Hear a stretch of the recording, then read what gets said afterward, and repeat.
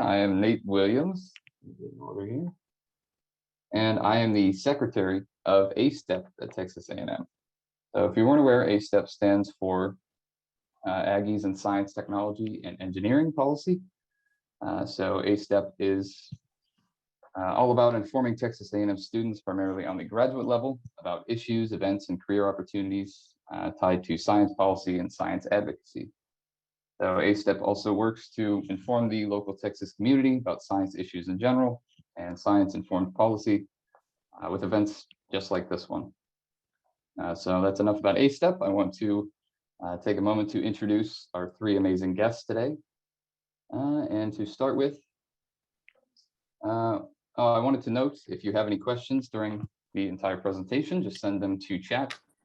And you can send them to Jasmine or just to everyone, and we will get to the questions later on after the presentations. So to start with, I'm honored to introduce Dr. Nicoletta Batini. So Dr. Batini has had an extensive and diverse career as an economist and scholar on fiscal policy around the world, starting with the Bank of England in the early 2000s, followed by some time with the University of Surrey in England as a professor of economics, and then as a director of the Treasury Department of the Ministry of Economics and Finance in Italy. And those are just a few positions that she's held. She's held a very diverse set of positions over the years all over the world. So these positions all came after Dr. Batini earned her first PhD in economics from the University of Oxford and her second PhD in international finance from the Sant'Anna School of Advanced Studies in Italy. So during much of her career, Dr. Batini has also worked in many positions at the International Monetary Fund, or the IMF, publishing numerous papers on fiscal policy with the group. Over the past few years, however, Dr. Batini has worked specifically with the IMF's Independent Evaluation Office. She continues to develop fiscal strategies for a diverse set of issues. One area she's worked on is future food sustainability, which is explored, of course, in a recently released and edited book, The Economics of Sustainable Food. So Dr. Batini has had an extraordinary and innovative career as an economist and scholar. So it is a great honor to have us here with us today. So thank you so much, Dr. Batini, for joining us. So I also wanted to introduce Dr. Fred Davies, who was previously with Texas A&M. So Dr. Davies was previously a Regents Professor with the Department of Horticultural Sciences and also a Senior Borlaug Fellow with the Borlaug Institute of International Agriculture. So alongside his extensive work at A&M, Dr. Davies has conducted research and lectured internationally, very often in Peru, Mexico, and Indonesia specifically, as a Senior Fulbright Fellow and a visiting professor. So over the years, Dr. Davies' laboratory released over 200 research and technical publications on topics such as the physiological effects on host crops from mycorrhizal fungi, the development of low pressure controlled crop systems for NASA, and the effects of plant stress on the physiology of horticultural crops. And that only scratches the surface of his work. So with his extensive research career and international horticulture and agriculture research, along with many awards and honors from both A&M and other horticultural societies, it is a great honor to have Dr. Davies here with us to discuss the plant and agricultural science aspect of the food sustainability issue. So thank you so much, Dr. Davies, for joining us as well. Thank you. And I would also like to introduce Dr. Richard Woodward from Texas A&M. So Dr. Woodward is a professor with the Department of Agricultural Economics at A&M, and he has conducted research on natural resource and environmental economics for over a decade with the university. So before coming to Texas A&M, Dr. Woodward received a bachelor's in economics from Middlebury College in Vermont and a master's and a PhD in agricultural and applied economics from the University of Wisconsin. So at A&M, Dr. Woodward has tackled various issues tied to water quality, environmental services, and policies in general, and the policies and economics surrounding recreational and commercial fisheries. So Dr. Woodward has published dozens of journal publications and book chapters on those topics over the past few years. So it is a great honor to have Dr. Woodward with us today for his expertise on the economics and management of environmental resources. Well, thank you so much, Dr. Woodward, for joining us as well. And with that, I'll hand it off to Dr. Batini.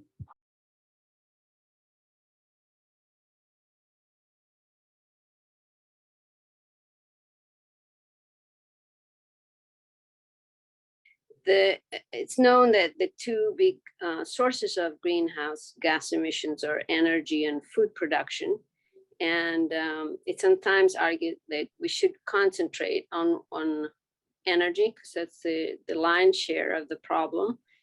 But I argue this is a false dichotomy. Here, we need to understand where most emissions are coming from according to various definitions. So if you look at the chart, the pie chart to the left, which was prepared by Climate Watch and the World Resources Institute, basically a big chunk, about 2/3, in terms of IPCC definitions.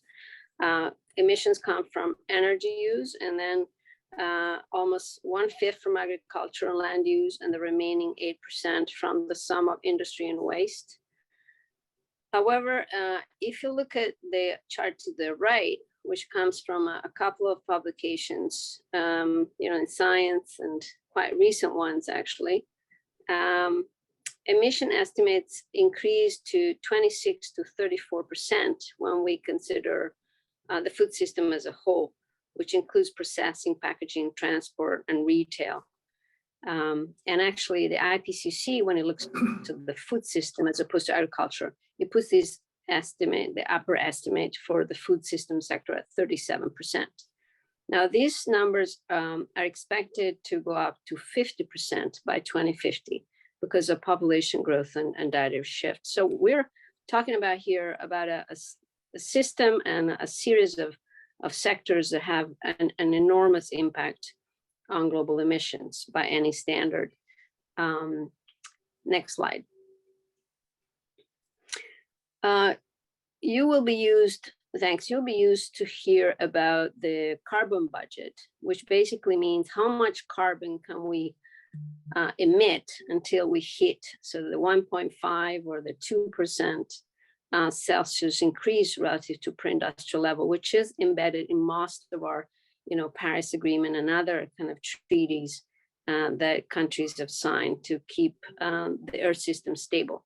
And you can actually do it too for the food system. This chart does that exactly. This is by Clark and others, 2021. So basically, it shows that if we focus on, please, on the blue bar at the top, if we continue with business as usual with food systems, like we produce now and we eat now, we would go basically 3 times over what is the budget to burn by 2050 if we wanted to stay within a high probability scenario of the 1.5 Celsius. So these vertical lines are basically the 1.5 different probabilities, and then the 2% different probabilities with the later ones, high probabilities.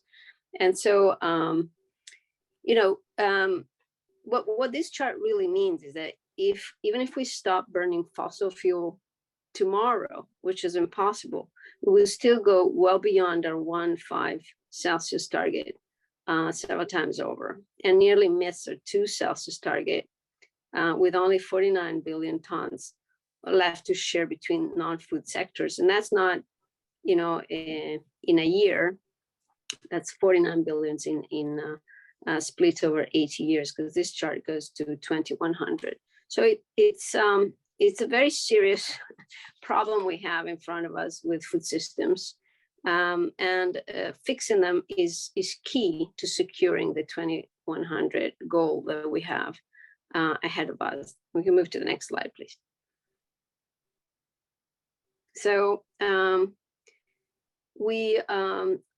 main problem with the food system lies with meat and dairy, and the reason is shown in the chart to the right, this bar chart. It shows basically that some foods that we consume emit for producing them a lot of greenhouse gases, and that's particularly true of beef and to some extent other ruminants. but also, to some extent, some rice, and of course dairy, which needs cows to exist, to be produced.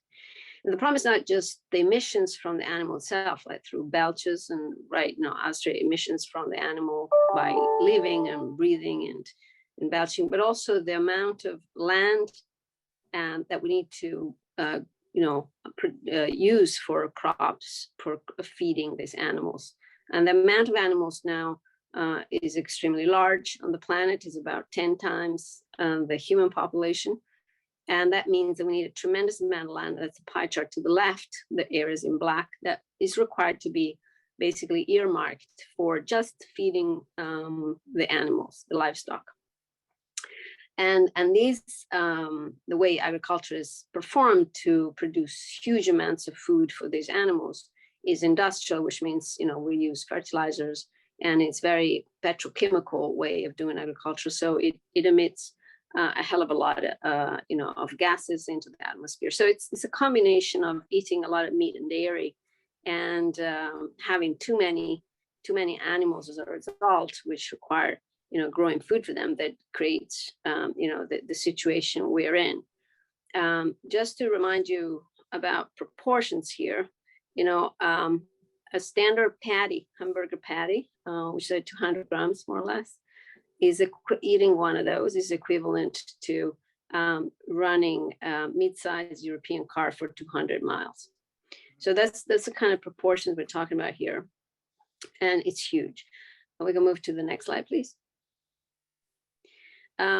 Also, there's one particular issue that is often overlooked, which is, not all greenhouse gases are the same.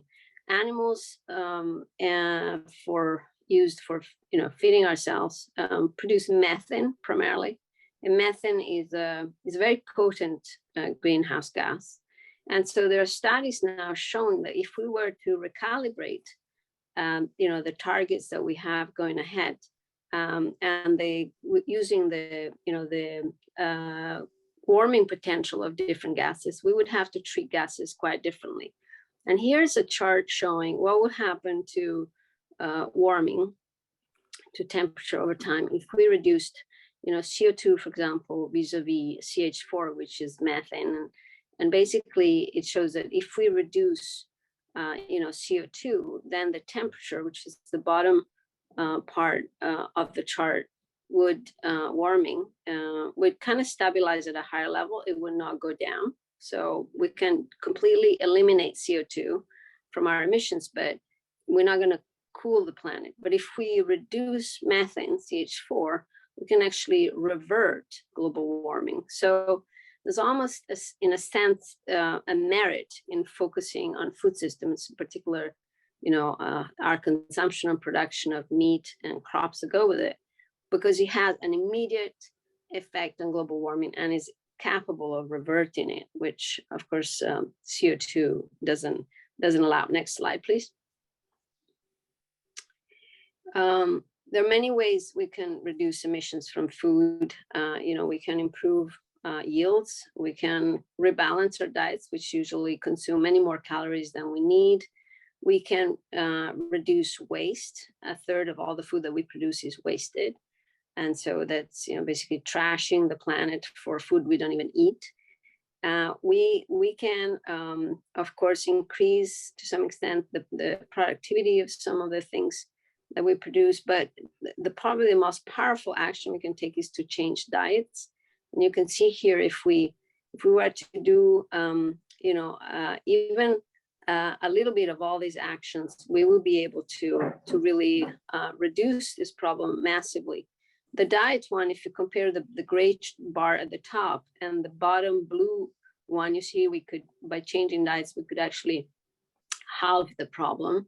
And here we're not talking about becoming vegan. We're talking about going and implementing the Eat Lancet diet, which is a diverse diet. It's a climatarian diet. So there are a bunch of actions. The strongest one, of course, is diet.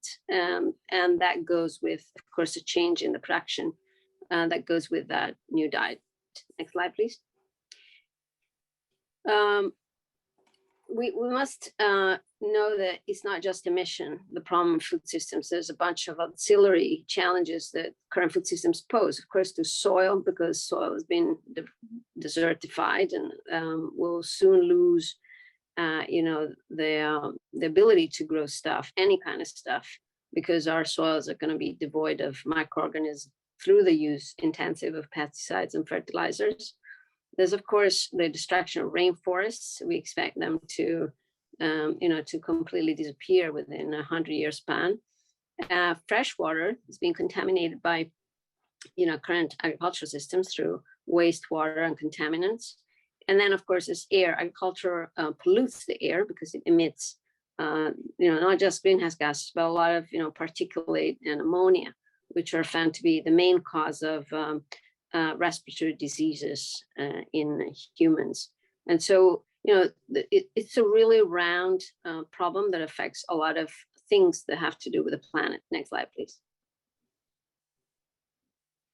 And one of the aspects which really worries me and a lot of people is the issue of biodiversity. So by growing food the way we do and having this predominant investment, if you wish, in livestock, we have basically eliminated or annihilated wild animals. The chart to the left with the big cow, the man, and the little rhino shows the proportions of mammals on the planet at the moment, which are of course dominated by livestock as humans, and then only 4% of animals remaining are wild.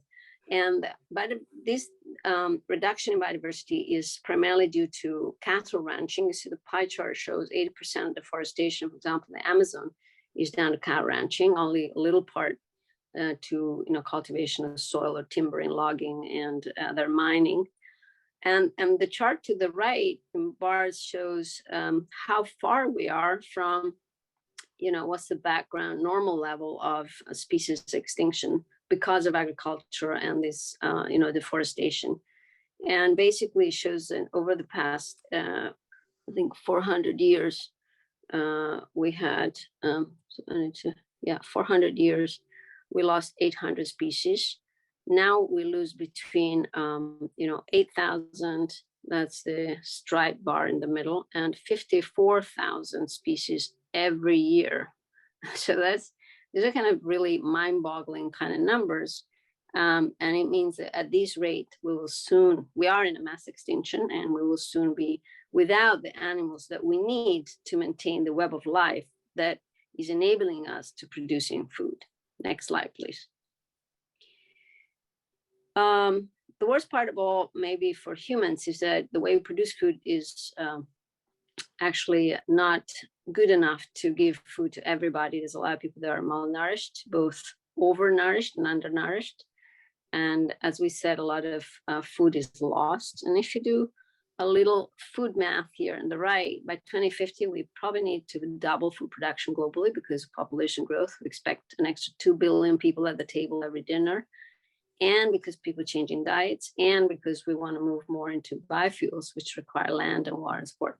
But we may lose half of food supplies because of climate change, due to higher temperatures and erosion of soil, and then water scarcity, and the fact that farmers are becoming increasingly troubled. So we're basically facing a very high risk scenario of global agricultural, food, and water crisis here. Next slide.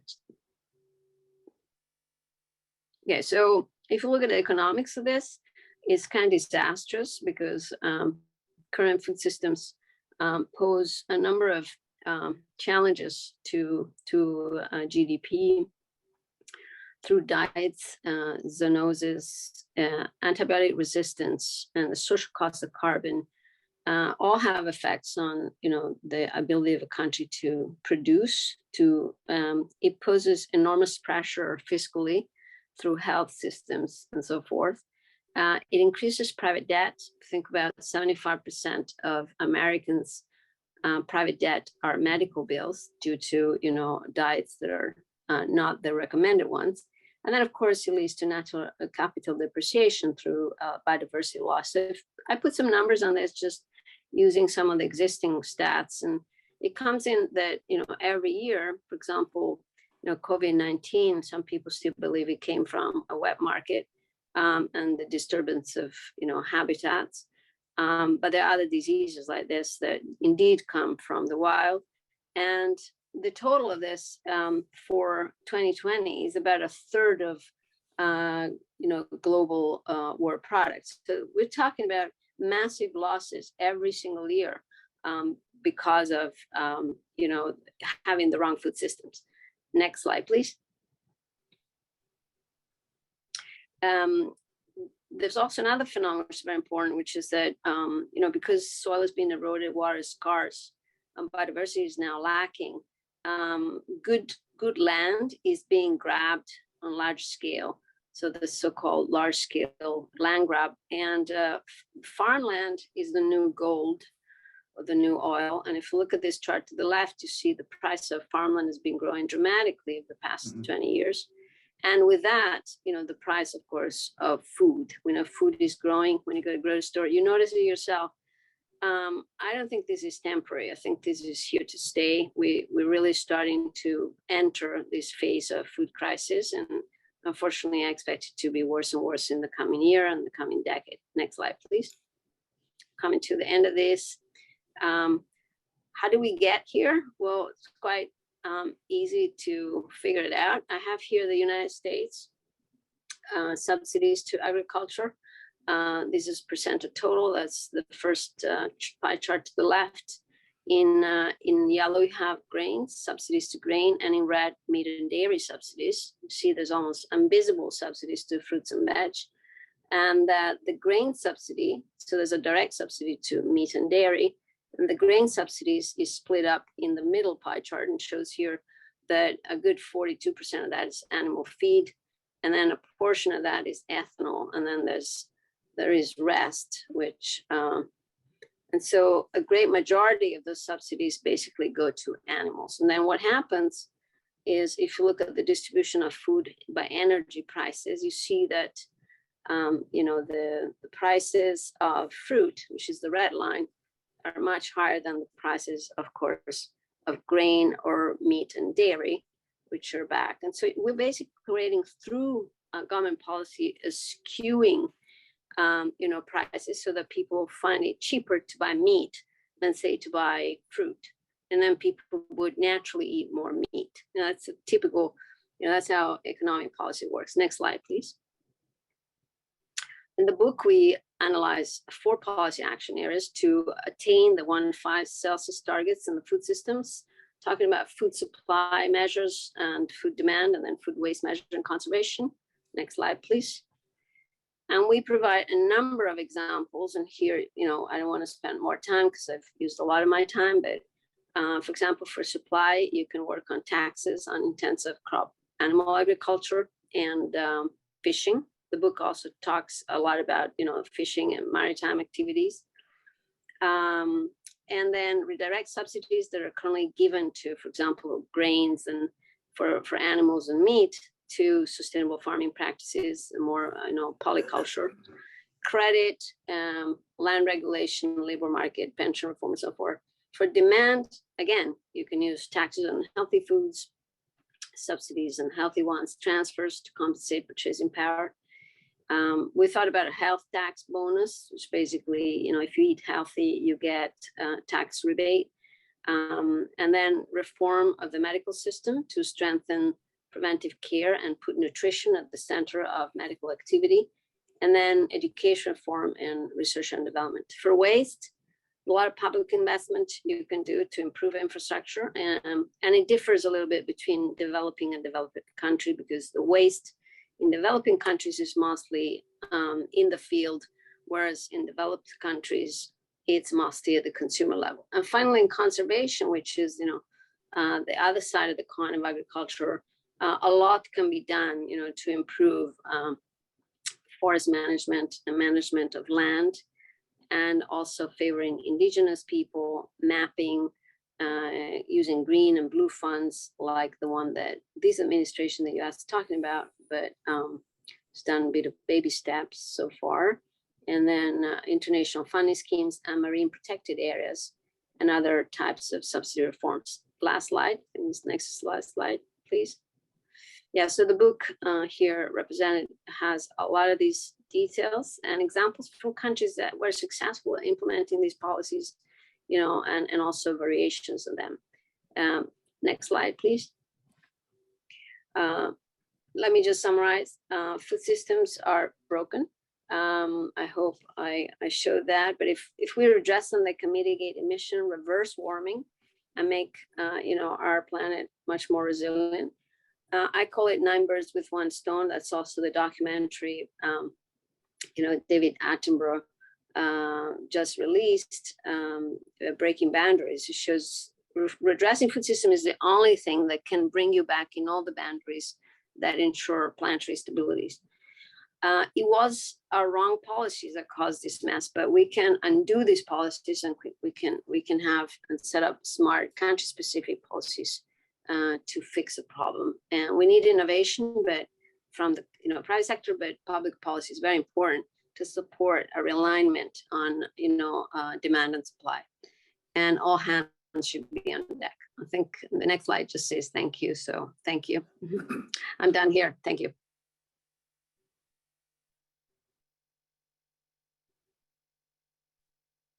Yeah, that was excellent. Thank you, Dr. Batini, for the presentation. And I think we'll transition to Dr. Davies next. Okay. Can you hear me okay? Yep, you hear perfectly. Great. That was a very great presentation by Dr. Batini, and I think she's written a really important book to get the conversation going.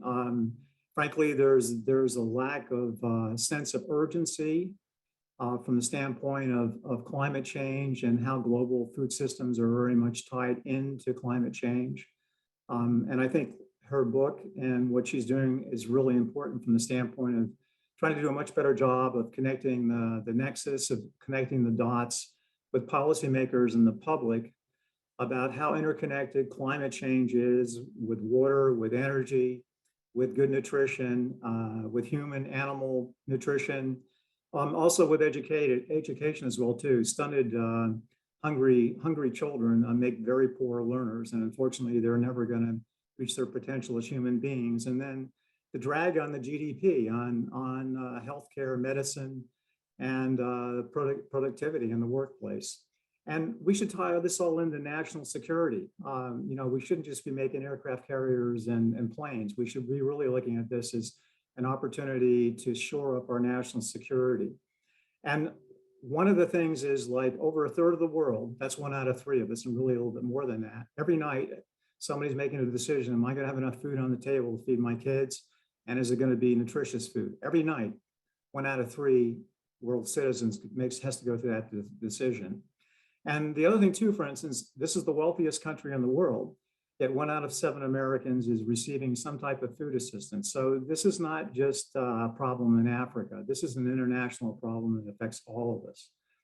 And one of the things that I think we really should present is how this nexus, this connection between the global food system and climate change is connected, and really present it from the standpoint, if we don't address this, this is going to be a tremendous drain on GDP, productivity, and it's going to be a real drain on national, international security as well too. And we live in a world actually of many opportunities. We can have this dystopian process of winners and losers, and we see that from who has access to good food. And in Africa, only 10% or so of having access to a COVID-19 vaccine. Or we could live in a world of abundance. And if you think about it, only about 1% of the world's water is actually being used right now for human consumption, yet 97% of the Earth's water is tied up in oceans. And if we had better sustainable systems from the standpoint of conservation, from smart water policy, which we currently don't have, and also our desalination systems. And I might point out, like the city of Corpus Christi in Texas, for instance, is highly dependent on desalinated water right now. We could be able to fix a lot of these water issues. And the other thing is food, as Dr. Batini has pointed out. We really produce enough food right now to feed the world. The problem is how the food gets wasted how it's lost. There's 30 to 40% of our food is lost, as she pointed out. And also the fact that 45% or so is not for human consumption at all. It goes into food basically for animals and also for biofuels. About all of biofuels is coming actually from food crops. So there are a lot of opportunities here of how we could correct or we could change things. It won't be easy, but it's something that could be tackled. And I would like to make a statement too, and that is like all of us in the world should have access to affordable, nutritious food as a basic human right. It makes economic sense. It makes national security sense in going in that direction. And I want to differentiate also too between food security, which is calories, and nutritional security, which is sometimes referred to as the hidden hunger. And that has to do with getting enough nutrient-dense fruits and vegetables which have the vitamins and minerals and antioxidants and the good things we should be consuming, as well as selected animal protein. And so that's a huge problem for a large segment of the world where they don't have, they may be full, they may be obese, they may be spindly thin, but they're not getting the proper nutrition. And I work in horticulture, and horticulture, especially crops, is 50% of the farm gate value of all crops produced in the United States. That's high value vegetables and fruits. And as Dr. Batini pointed out, we are barely subsidized. Less than 1% of subsidies actually go towards horticultural crops.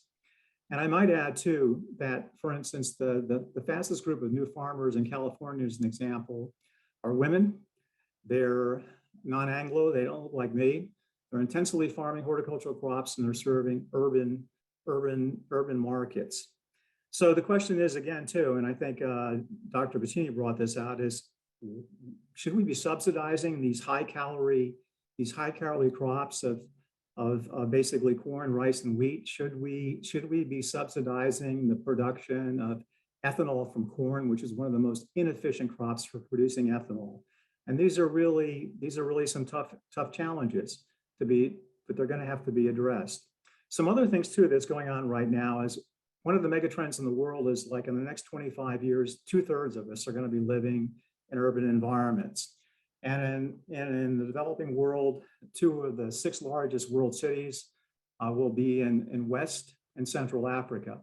And Nigeria will be surpassing the United States as the 3rd largest country in the world. So this presents some real challenges, but it also presents some real opportunities of how we can rethink, redesign cities, and also sustainable urban food ecosystems that go into feeding those cities and peri-urban areas as well too. And I just want to point out, for instance, one of the things we're very positive about is opportunities in the urban food ecosystem, the value chain, and all the nodes that are involved there. And the urban food ecosystem value chain, basically the end consumers, the end customers are going to be consumers, restaurants, mobile kitchens, and what have you. But there are opportunities for both rural producers as well as peri-urban as well as urban producers to go ahead and service those markets. And there's a whole thing of post-harvest. There's a big problem with cold chain in the developing world. There's opportunities with processing, value added.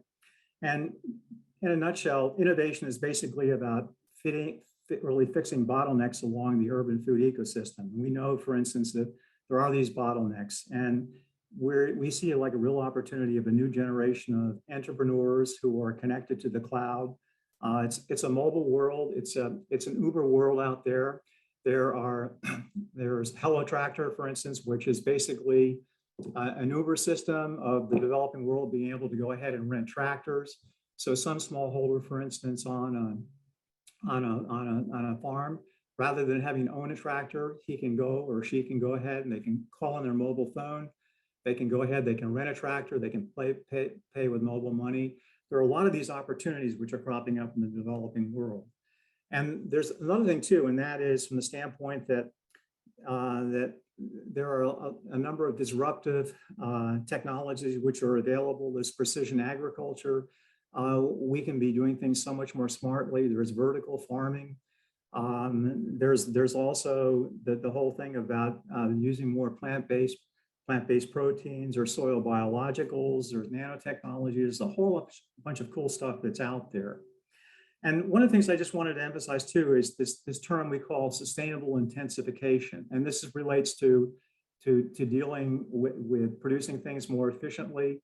It also refers to dealing with climate change as well too. And with sustainable intensification, what we're basically talking about is we're doing more with less inputs, less water, less chemicals, less land, less waste. And this entails better agroecology systems, which we know.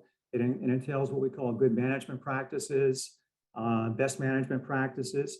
And it also entails the judicious use of synthetic chemicals, both synthetic as well as organic. And we know how to manage this. They're not managed properly now. They're not enforced properly now.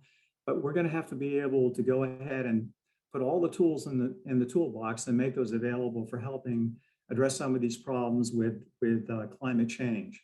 And lastly, I just want to mention that sustainability is certainly environmental, which is critical, but it's also economic. It has to be tied to the marketplace. It has to be able to stand on its own feet.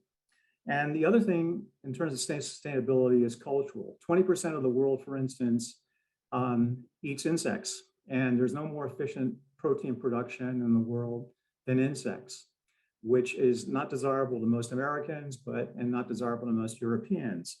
But for instance, one of the disruptive technologies that we might be considering, for instance, is this thing called 3D printing, or what's called additive manufacturing.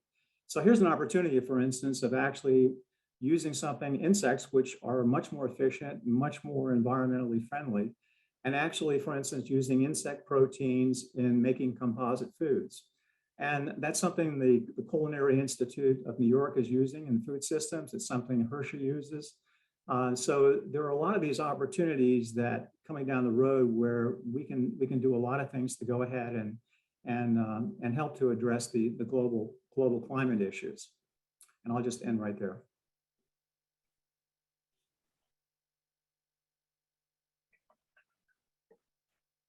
Okay, All right. thank you, Dr. Davies. Yeah, we could move on to Dr. Woodward. Thank you. Great. Well, I'll try to keep it brief so that we have some time for the question and answers that I think will be much more interesting than anything that I might have to say. So I agree with Fred that the book that Dr. Batini and her colleagues have put together is both important and particularly timely. The need to focus on the agricultural sector as part of the problem and part of the solution to climate and other problems that are highlighted in the book is really important. I mean, we cannot continue to focus exclusively on big coal-fired power plants without paying attention to big agriculture and the overall impact of the agriculture sector. I've got a couple of slides that I'd like to share if I could put this, see if my screen works better. All right. So I did not try this out. Let's see. Okay. So can you see that? Yeah, we can see it. It's like a Okay. blue Yep. graph. All right. So the point I want to make here is that there are opportunities for agriculture to be part of the solution. That there's low-hanging fruit out there, and so this is a diagram from a report put together by the McKinsey consulting organization. They over a long time ago they came up with the idea of a McKinsey curve for generally reducing emissions from all sources. And sort of what they do is they look at, put in LED light bulbs, that's actually cost savings and would reduce so many tons of CO2. And so what they've done here in this diagram, which is, and I don't stand by the methodology, I have not looked at it, and I can't promise that everything is correct here or even necessarily reasonable, but it seems like a pretty decent picture. It certainly helps us sort of pay attention to where agriculture can be part of the solution. So on the left, they have some activities that could actually be cost savings from the agriculture sector and reduce emissions. So this first big block is adopt zero emission on farm machinery. Now they're talking 20 years down the road. And what they're saying is that if we push the agriculture sector, or if the agriculture sector adopted zero emission vehicles, they would see a substantial reduction in emissions, and they would also see a substantial reduction in their costs. They would actually see some cost savings. And so as you go across here, number two, let's see, let me just jump here. Number 4 is expand adoption of direct seeding in rice cultivation. So we just sort of a technological change that can be cost saving would actually reduce emissions at the same time.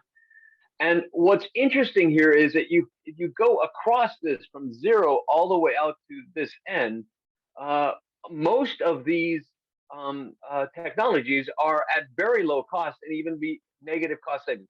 So agriculture can be part of the solution at low cost. I've indicated 2 lines here. One is right around $50, and one is right around $100. Although they both look too low in this. Once I've put it up to full screen. But the point is, if we put a price on these emissions, this would provide the incentive for the agriculture sector to make these changes and be part of the solution at a fairly low cost. So how do we get the agriculture sector to be part of the solution to the emissions, greenhouse gas emissions? And I'm an environmental economist, so I'm going to focus almost exclusively on the environmental side of things, and that's mostly going to be focusing on climate change impacts, although those are correlated with other environmental harm that is caused by the agricultural sector. So what are the first things we can do? Well, the first thing that we can do is provide nudges, right? A lot of times for reasons associated with traditional practices and what are done, farmers are not necessarily doing the things that would save them money and benefit the environment. So, for example, adoption of no-till in the United States has been very slow in many areas. And if you go to Ohio, almost every field is no-till. Go to Texas, it's a much lower rates of adoption, and yet we found that actually it can be cost-saving and improving the long-term productivity of farms here in Texas. So some of the technologies, simply by providing perhaps better extension, more focused on that, we could move the farmers in that direction. Secondly, we need to be aware that regulations are very lacking in the agriculture sector, especially in the United States. The Clean Water Act explicitly excludes agriculture from the picture. And so as a result, the remaining water pollution problems that the United States faces, the big water pollution problems the United States faces today are associated with agriculture. The biggest problems associated with chemicals in the waterways have been cleaned up decades ago. What remains is excessive nutrients in the water, and that's tied back to agriculture. We need to get them under the regulatory umbrella, and that's going to require a big political push. Secondly, we need to focus on technology. Some of these things that the agriculture sector can do require investment by the government, frankly. We need to see the government taking an active role in developing green agricultural practices and technology to move the sector in the right direction. Next, so we also need to think about, to the last point, I'm going to do the thing that economists always do, and I'm going to say we need to get the prices right? And this is mentioned in the book, but so I found an interesting sort of chart that shows the animal-based foods, or the carbon footprint of a variety of types of food. And again, I don't necessarily stand by the numbers here, but it sort of gives you a sense. All right, so the big long bar at the top here is beef, and so this tells us kilograms of CO2 per kilogram product. So what does that mean? Let's say we got an 8-ounce serving of beef. Right, that means that 8-ounce serving of beef is generating 13.15 kilograms of CO2. Now, if you had to buy the right to emit that 13.15 kilograms of CO2, on the EU ETS market, which right now is at over $100 per ton, that would be $1.41. Right, so a half-pound hamburger, you pay $1.41 tax. That's going to shift the consumption pattern. So if we got the prices right, we could move consumption patterns in a positive direction. The other graph, cheese, it would be a 6 cents tax. Poultry, an 8-ounce serving of poultry, you'd pay 17 cents. Of farmed fish, this seems, oh yeah, I guess it was farmed fish. Anyway, 73 cents. Anyway, the bottom line here is that if we get the prices right, that will move behavior as well. So again, agriculture, there is low-hanging fruit out there in the agriculture sector. We can get there by getting the prices right, giving nudges, and trying to figure out how do we get people to adopt things that would actually save them money. Need to get regulations in place, and we can't ignore the fact that technological change is going to be part of the solution. So that's all I have, and I look forward to the discussion. Okay, excellent. Thank you, Dr. Woodward. It was great to hear from you on more on the agriculture side and the economics part. Okay, so I wanted to dive into some of the questions from chat. Dr. Batini has been answering a few of them, and thank you for that, Dr. Batini. But I also wanted to mention that anyone who is interested in the economics of sustainable food, the book by Dr. Batini, we will be doing a book club over the next few months, hosted by A-Step. And if you're interested in that, there is a little survey in the chat that you can sign up through. I know I'll be reading through it myself. And yeah, we'll have a few more details about that at the end. Yeah, if you wanted to ask your question directly, you can just use the raise hand function. But otherwise, I'll be looking through the chats and looking at questions there. So someone asked if they could get these slides that Dr. Batini used. She said she will send them to us after, and then we can send that as a follow-up to everyone who's joined us. Okay, so we had a question from Connor McMahon, and I think a few questions. Let's see. So the question Connor had, and this could be for anybody, wouldn't that same land released from animal production for human crops then require fertilizing to match existing yields and then some for growth? Is the petro fertilizer use more desirable than the emissions from beef and other animals? So maybe if I can go first here, I think my mantra so we talked about the economic solutions, but I haven't focused much on the exact things that science says about what needs to be done in terms of animals, numbers, and things. So I think the target there for the 1.5 Celsius is to have consumption of animal food, and having consumption would release a lot of land. And yes, that land could go partly to crops and partly to conservation. We need to conserve 30% of the earth to stabilize the earth system. So quite a chunk of that could go to conservation, but a part would be used for human use. And I think the use of fertilizer is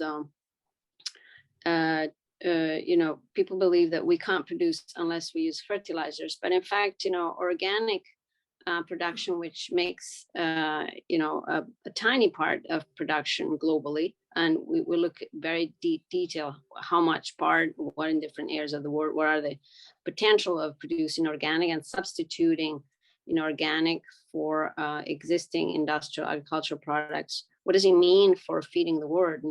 And basically, the climate has already changed in the world, and will change more under the most optimistic scenario. So we need plants that not just nutritious, but can be resilient to higher temperatures. And it's been shown now, I think convincingly, that organic, so the not using fertilizers, not using pesticides, is the only method we have to produce plants that are resilient to temperature shocks.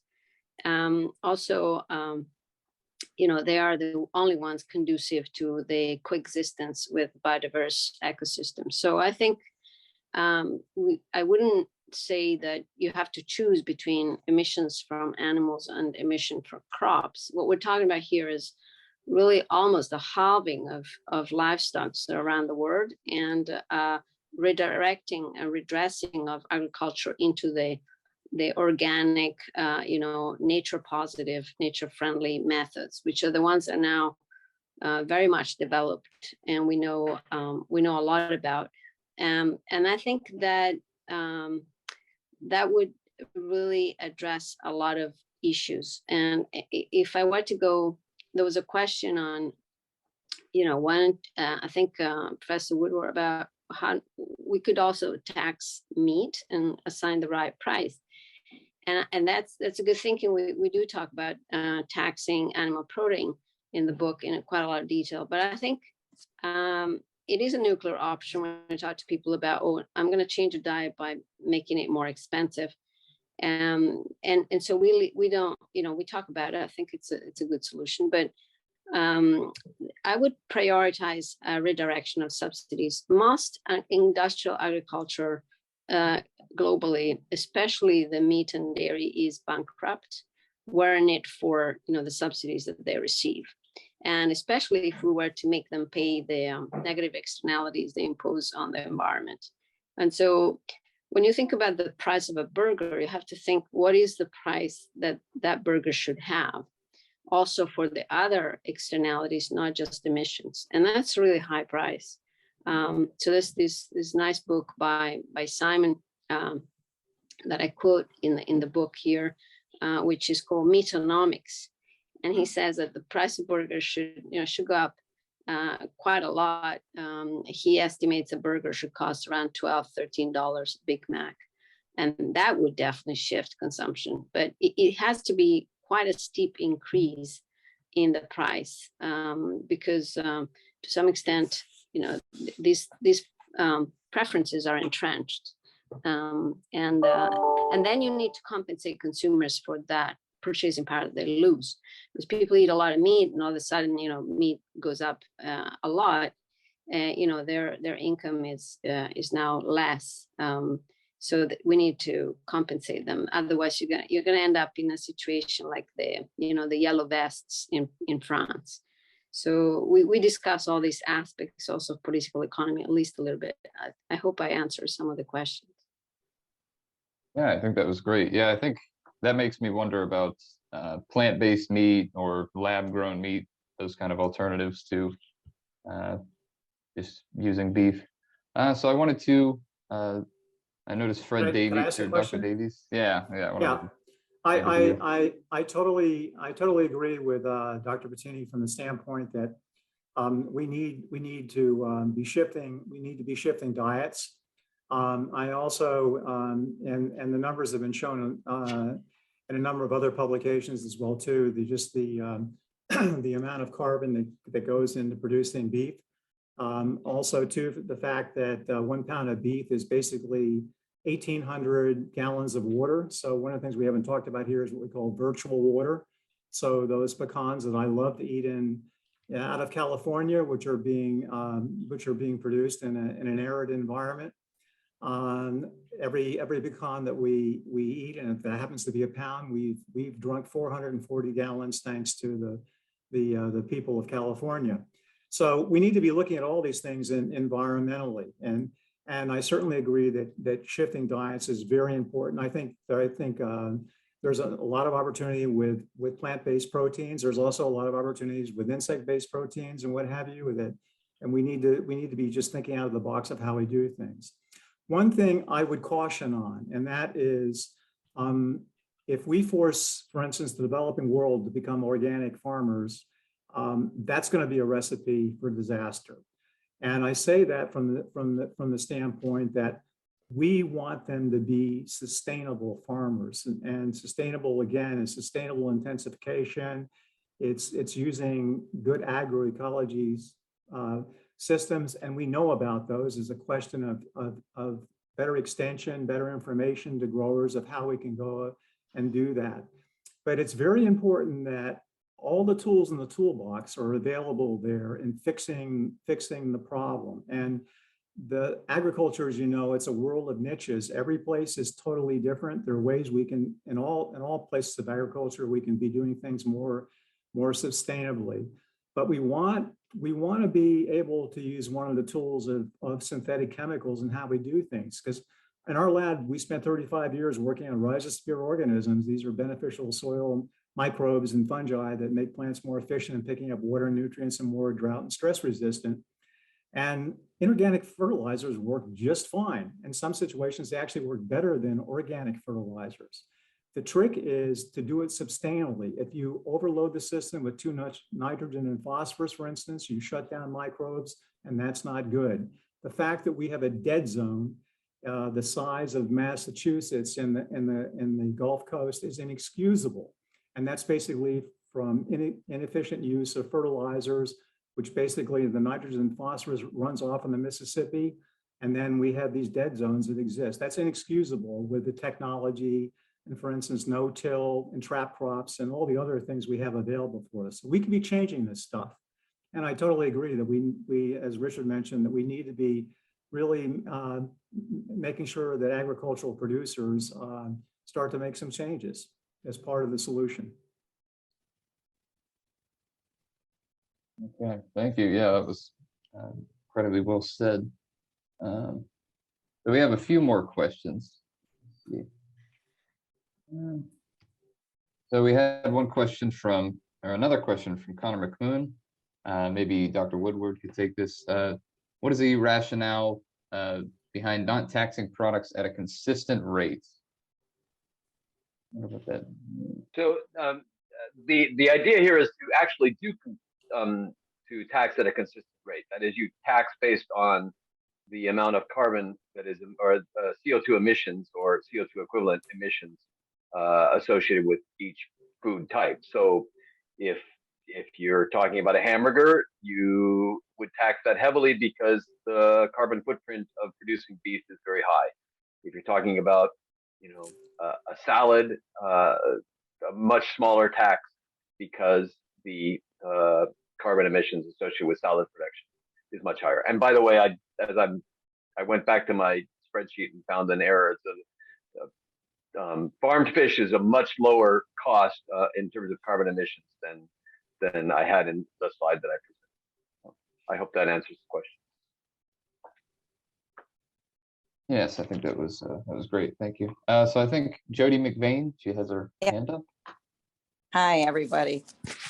My name is Jody, so I'm a PhD student in the Soil and Crop Sciences Department, researching cover crops and fiber hemp for conservation agriculture. I guess my comment is this was excellent, and it will take many variables to be able to implement this. And there needs to be a start at the federal policy level, because farmers in America, many are very connected to the government.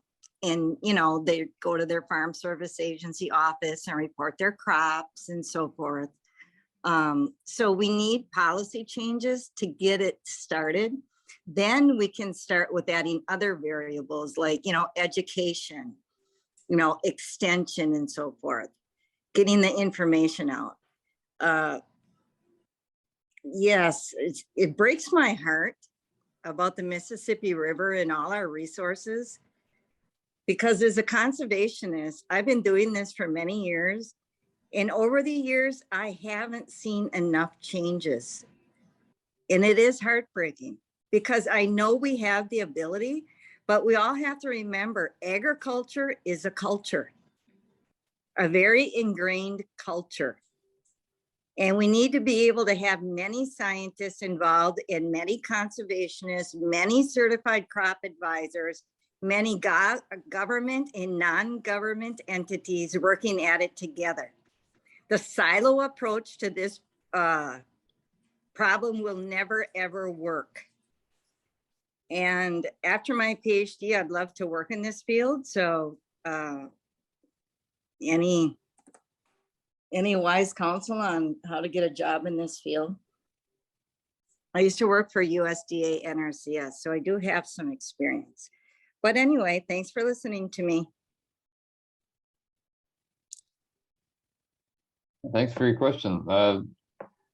Do any of the guests have any advice on how to like get involved career-wise with sustainability? And I got a quick response. First of all, there was an interesting video that was produced by New York Times last week. I just put a link to that. That people will talk about change at the federal level. Reminded me of that. I think that there's going to be increasing opportunities at agencies like NRCS because this is not a problem that's going to go away. And as we start moving out and dealing with climate change, eventually the agriculture sector is going to have to be part of the story, and that's going to be recognized at the federal level. So I think there are plenty of opportunities back in government and in NGOs. Well, May I'd like to complain about something. We beat up the farmers, and they get the money of all the money that comes from food. 14 of the money goes to the farmers. They're not the people with the power. It's the people who then buy that, and it's the producers of foods, to turn it into something that you put in a can or a box, and then you've got places that sell that. They're the people that run this, and then all of the people that are connected to that. I've been studying advertisements now for several months, trying to figure out how this is happening in the rest of the world. Now there's transnational of advertising energies, as they say, and they're trying to sell as much food and other things in other places with their ads. If you look at the people who are gaining up a lot of weight that didn't have before, it's because of what's being sold there, as well as the advertising that gets people to buy that to begin with. So the fight is not with the farmers so much as these other much more powerful people. yeah, I think that's a good point, that it's not just on the farmers, it's on kind of the consumer industry, right? Mm-hmm. I agree. And when I ride down the road and I see all the fast food restaurants, that's another thing that makes me sad. Yeah, and people buy that. They're not have a gun to their heads. They've learned to like that stuff. One, it's cheap, and for them it tastes great. And getting them to say I would be willing to give that up is another matter. I agree. I agree with this. I mean, there is responsibility, though. Perhaps on both parts. Marketing is the industry is really pushing stuff, and people are, buying it because of the price and because they often unaware of the health consequences of these kind of diets. But at the end of the day, it's a bit of a circle, and to break it, government policies are important, including and starting with the producers sometimes, because for example, extending crop insurance beyond grains to other types of crops will be a way to level the playing field. I mean, basically what's happening in production is that the playing field is skewed towards livestock production, and that's just very evident from the pie charts I showed. So with the IMF, every year we go visit a country. Every country in our membership, we have 190 countries. I worked on the United States. This year, in particular, last year, 2021, we also talked to USDA, EPA about agriculture. So if you're interested to see what we said to them, box 9 in the Article 4 report for the United States 2021, I put in the chat, has our recommendations.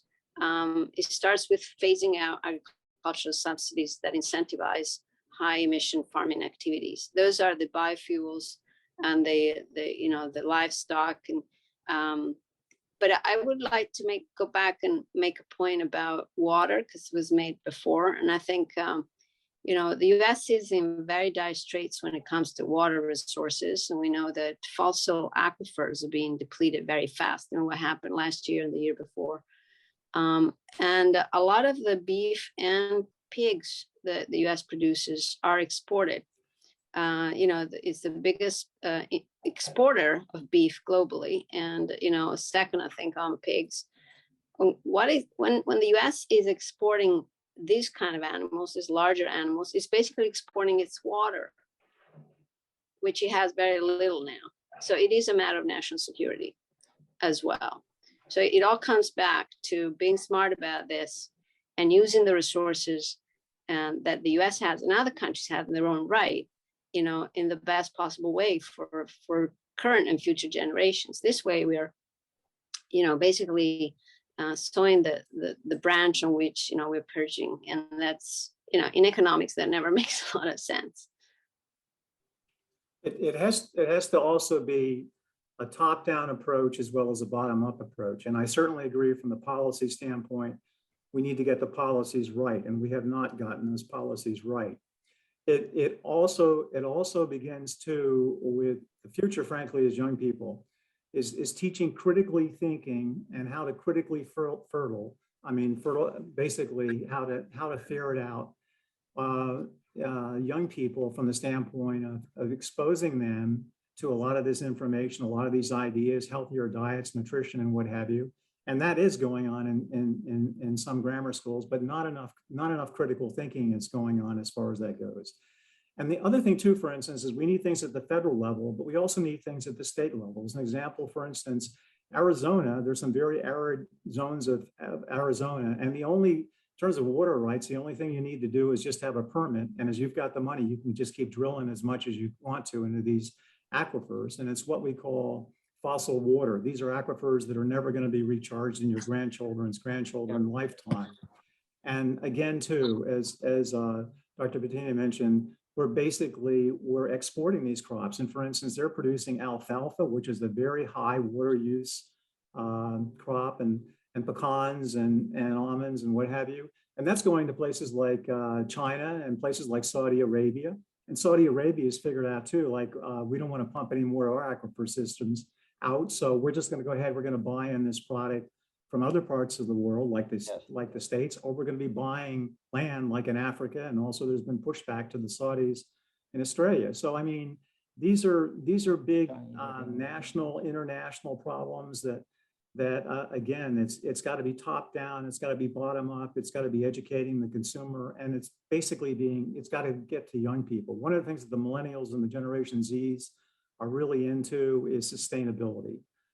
It's huge for them, and there's a real labeling opportunity here. And it's market opportunities. I think there's a great market opportunity for organics, and go with that. But there's also marketing opportunities for judiciously using sustainable systems and using inorganic chemicals as well too. So we should approach it from different directions. Yeah, I think that was very well said. It's such a complex issue that there's so many variables we have to tackle all at once. Yes. Okay, I wanted People are to gonna push back. Yeah, there's a lot of difficulty implementing all of this. Okay, so I wanted to do one more question and then we can wrap it up. Okay. Oh, I think let's go with Abdul Ramni's question. So he was wondering, how can people be ensured that the carbon taxes that are used on everything we've talked about, how can we ensure that they're used properly for carbon emission related issues? And I guess this has to do with kind of government accountability, and how we would ensure that the taxes are used correctly. I Dr. think, I Batini, mean, I'll let you take that one. I can say some to this. I mean, it's very, that I think the plan for this administration in the climate change and environmental justice propose paying farmers to increase the amount of carbon stores in the soil, for example. This also relates to livestock, but it by itself, I think, it's an approach, but it's very complex to measure carbon. Carbon's dynamic, so to measure it and to tax it, especially have short arrangement, like a 3-year arrangement that has been suggested. It's very easy to trick the system, if you wish, and have it there for the measurement, and then till profoundly or do fertilizer, and you can throw manure to make sure that the measurement is done at high carbon level. So the easiest thing, I think, is to reduce the number of animals. There are hundreds of millions of livestock that are in intensive farming, and an enormous amount of US land is dedicated to feeding them with water that doesn't exist anymore. So that I think, you can't go around.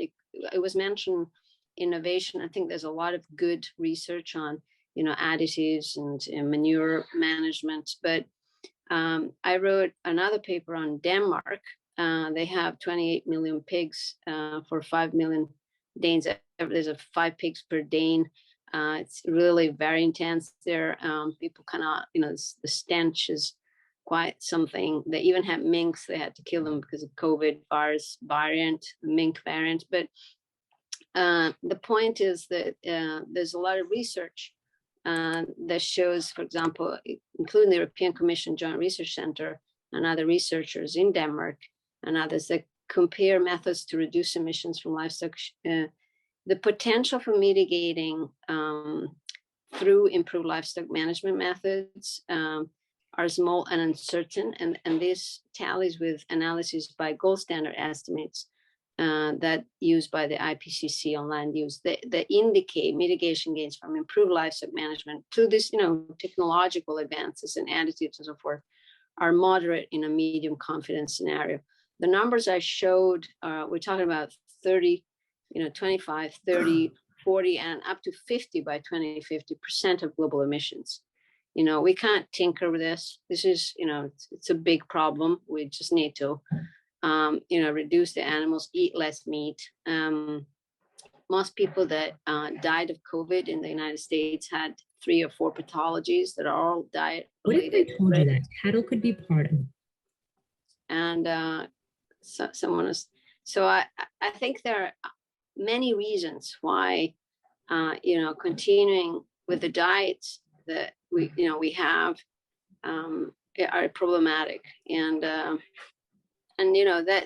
the solution lies in, I think, getting the economics straight, the incentives straight, the prices straight, and tacking in some of these externalities into production costs, and maybe moving some of those subsidies to companies like it was mentioned, like Beyond Burger and others. A lot of innovation there, which can address things. Now, this food is great. I just bought a book called Technically Food that goes behind the scenes of all this lab food.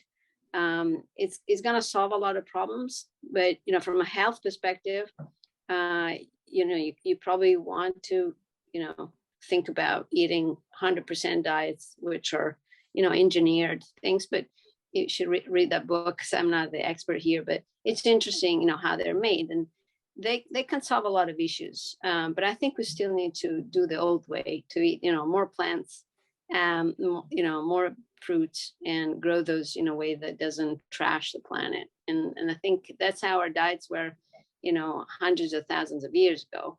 And we know that people live lesser, shorter lives, but healthy lives for sure, because of the fact that we weren't intoxicated with all these extra proteins and extra fats, extra sodium, and so forth. And that's what science says, right?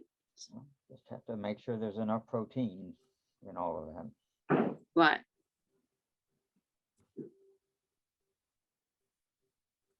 Right, yeah, that was a very good point. I wanted to mention, Dr. Batini, that I think you mentioned some link to an article section. You said you sent it in chat, but I don't think it went through to everyone. Yeah, I didn't give the link. It's a reference. I can find the link and send it over to you, or I can do it now if people are still online with me. While you closing, I can do that. Yeah, let me try that. Okay, thank you. And then I'll hand it off to Brooke Smith, and she will close for us. Yes, thank you. Good afternoon, everyone. My name is Brooke Smith. I'm the Vice President of A-STEP. I'd like to first just start off thanking the speakers. Thank you so much, Dr. Batini, Dr. Davies, and Dr. Woodward. Your knowledge that you shared today was so insightful, and I know that we're all leaving a little bit more inspired and also just with a little bit more knowledge. So thank you so much. As many of you may know, this event kind of acted as a kickoff event for the Science and Technology Working Group Book Club. So as you can guess, the topic of this book club for the semester is going to be food sustainability. So we will be reading The Economics of Sustainable Food by Dr. Batini. At the moment, we plan to meet every 3 weeks. So that would leave 4 more meetings for the semester, and then we can finish off the book. So basically there are 4 parts of the book, so it works out perfectly that we can read one part before each meeting. So right now the plan is to discuss part 1 the week of February 28th. So that gives us 3 weeks to go ahead and start reading this book if we are interested, and that will be our first official book club meeting.